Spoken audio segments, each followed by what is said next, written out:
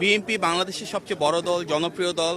বিএনপির সাথে জড়িয়ে রয়েছে বাংলাদেশের অপামর জনসাধারণের আবেগ, আকাঙ্ক্ষা এবং অনুভূতি।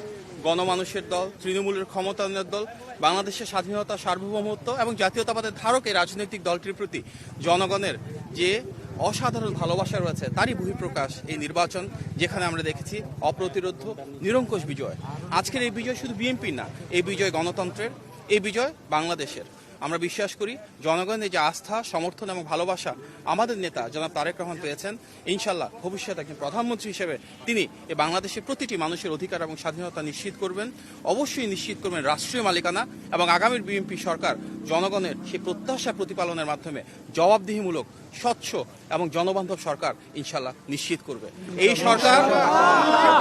এই সরকার দীর্ঘ গণতান্ত্রিক পথযাত্রার পর অনেক গুম, খুন, হামলা, মামলা এবং মানবাধিকার লঙ্ঘনের উপর, অনেক শহীদের ত্যাগ সংগ্রামের উপর দাঁড়িয়ে রয়েছে।